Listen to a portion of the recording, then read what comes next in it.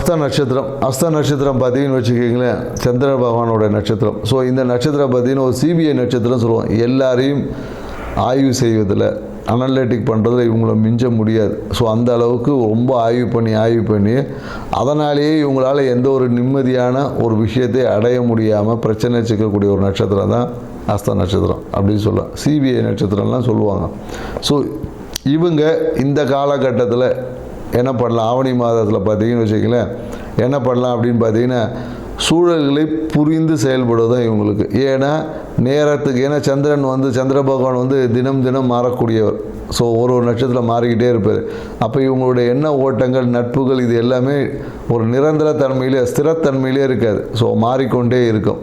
So மேலும் என்னென்னாக்கா இந்த நிலம் சார்ந்த விஷயம், யாருக்காவது ஜாமீன் கொடுக்குறது, இல்லை ஏதோ ஒரு பஞ்சாயத்து இவங்களை சுற்றி ஏதோ ஒன்று இருந்துக்கிட்டே இருக்கும். இவங்க தம்பின்னு கூப்பிட்டாவே ஒரு பிரச்சனையாகிடும். ஸோ அதனால் யாரையும் தம்பின்னு கூப்பிடாதீங்க. அதுதான் உங்களுக்கு பரிகாரமே. தம்பின்னு கூப்பிட்டீங்கன்னா ஒரு பஞ்சாயத்தை ஃபேஸ் பண்ண தயாராகிருக்குங்க. ஸோ அதனால் ரொம்ப கவனமாக இருங்க. இந்த மாதம் அந்தளவுக்கு உங்களுக்கு சாதகமான மாதம் அப்படின்னு சொல்ல முடியாது. இருந்தாலும் உங்களுக்கு தேவையான நன்மைகளை, வாழ்க்கை துணை ஆணாக இருந்ததுன்னா மனைவி மூலயமா நல்ல ஒரு எதிர்பார்த்த விஷயங்கள் எல்லாமே இருக்கும். ஆணாக இருந்தாங்கன்னா தேவையற்ற பிரச்சனைகளை சிக்கக்கூடிய வாய்ப்புகள் இருக்குது. ஸோ மிகுந்த கவனத்தை, பெண்களுக்கு அந்த அளவுக்கு பிரச்சனை கம்மி தான். ஸோ அதனால் இந்த காலகட்டத்தில் நீங்கள் சிதற தேங்காய் உடைப்பது தான், விநாயகர் வழிபாடு செய்து சிதற தேங்காய் உடைப்பது தான் உங்களுக்கும் பரிகாரம். ஸோ அதை செஞ்சு பாருங்கள். வாய்ப்பு கிடைச்சா ஆற்றோரத்தில் இருக்கக்கூடிய அம்மன் கோயிலுக்கு சென்று அங்கே வழிபாடு செஞ்சு பாருங்கள்.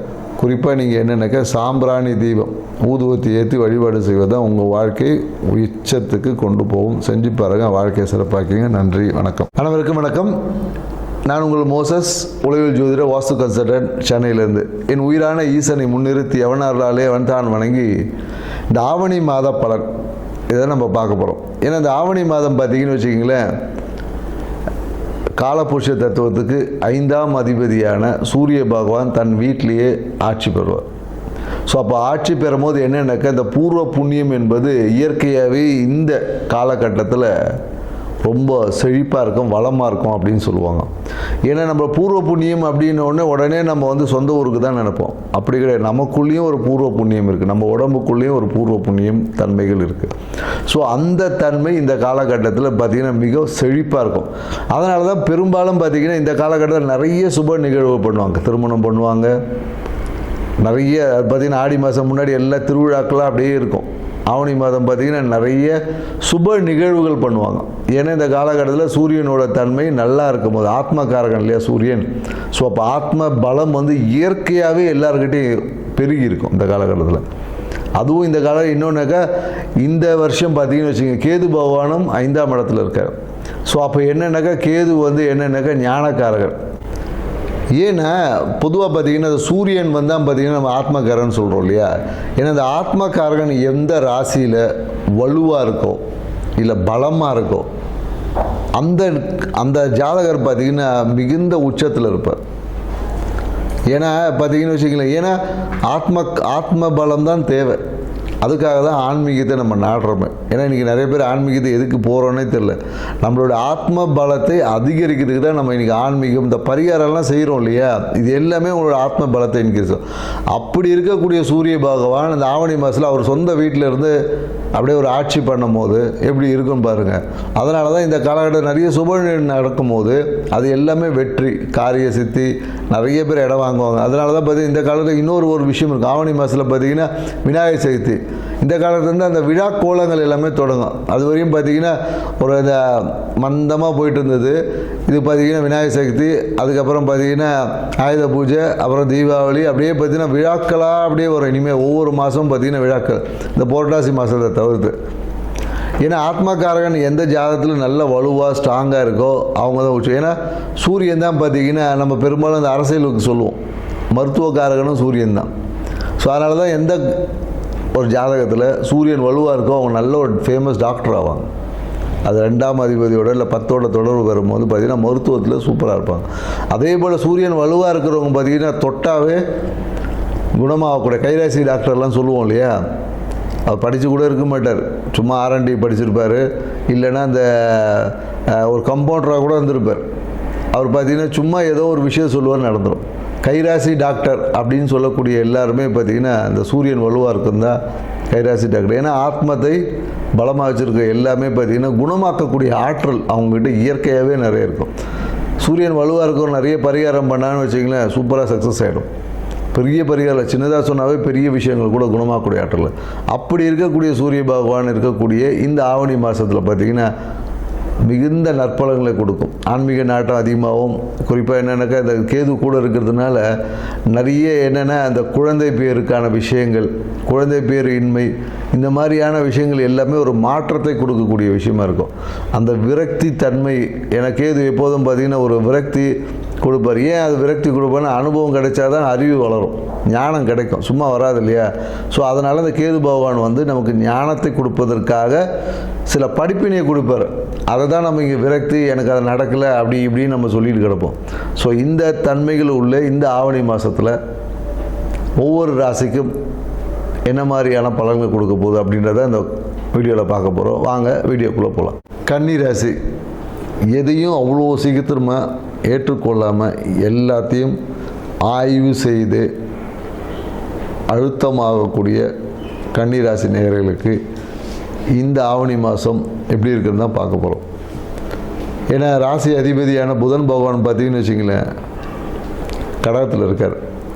ஸோ 11வது ஸ்தானத்தான் லாபஸ்தானத்தில் இருக்கார். அப்போ தொழில் ரீதியான ஒரு லாபங்கள் வந்து இந்த காலகட்டத்தில் இருக்கும். ஏன்னா ஆடி மாதத்தில் பார்த்தீங்கன்னா நிறைய விஷயம், எதிர்பார்த்த விஷயங்கள் அப்படியே தள்ளி போய் ஏமாற்றம் அடைகிற மாதிரி இருந்திருக்கும். அது எல்லாமே இப்போது லாபமாக மாறும். அதே போல் என்னென்னாக்கா படிக்கக்கூடிய மாணவர்களுக்கு பார்த்திங்கன்னா ஏதோ ஒரு விதத்தில் தடுமாற்றம் இருந்திருக்கும். படிப்பு கவனம் சிதல, ஸ்கூலுக்கே போக மாட்டோம்லாம் அடம் பிடிச்சிருப்பாங்க. இப்போ எல்லாமே அந்த விஷயங்கள் மாறி படிப்பு சீராக இருக்கும், மகிழ்ச்சிகரமாக இருக்கும், எதிர்பார்த்த நிலை காட்டும் அதிகமாகவே இருக்கும்.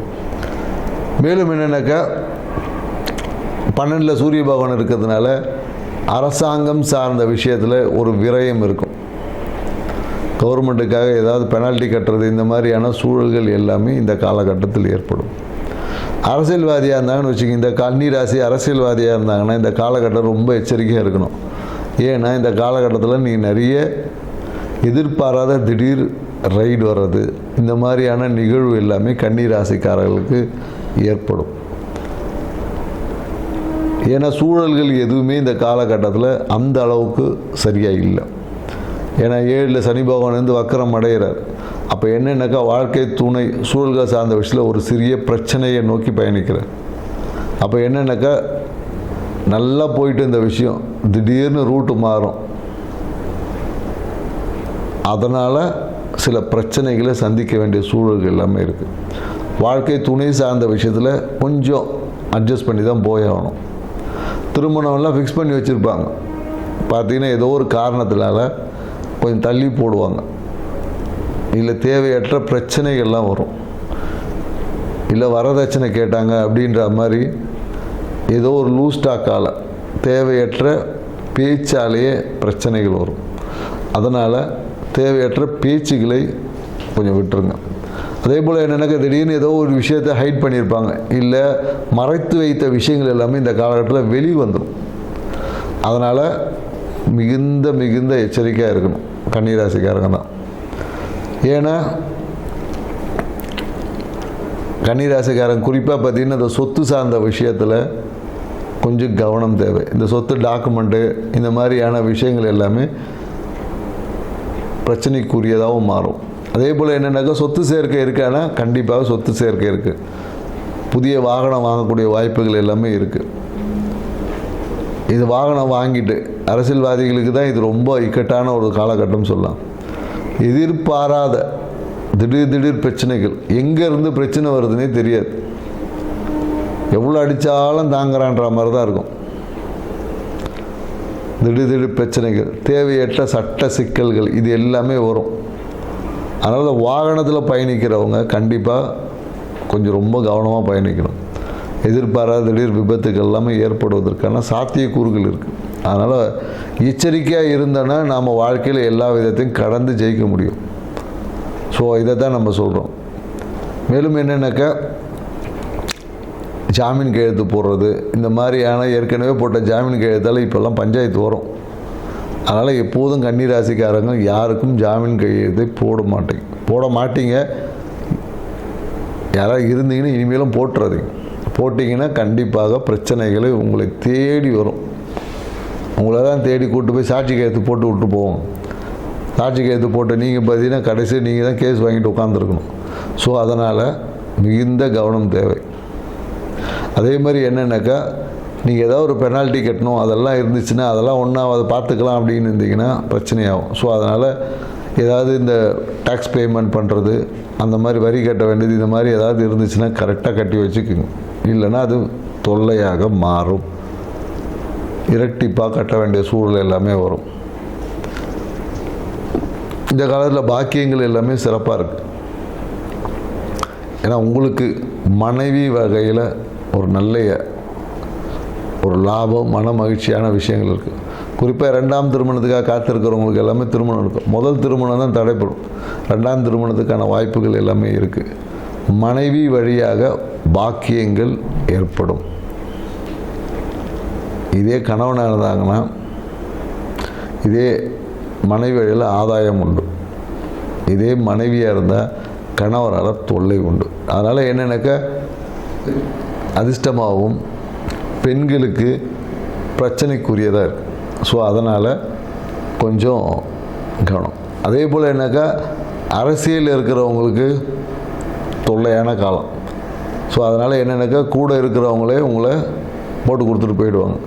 ஸோ இது எல்லாமே நீங்கள் மாறணும். என்ன பண்ணலாம் அப்படின்னா, இந்த ஆவணி மாதத்தை இந்த பிரச்சனையிலேருந்து விடுபடணும்.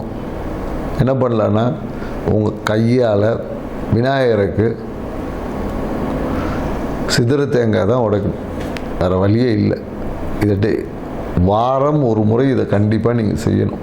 இந்த 4 வாரம் ஒவ்வொரு செவ்வாய்க்கிழமையும் நீங்கள் செய்யணும்.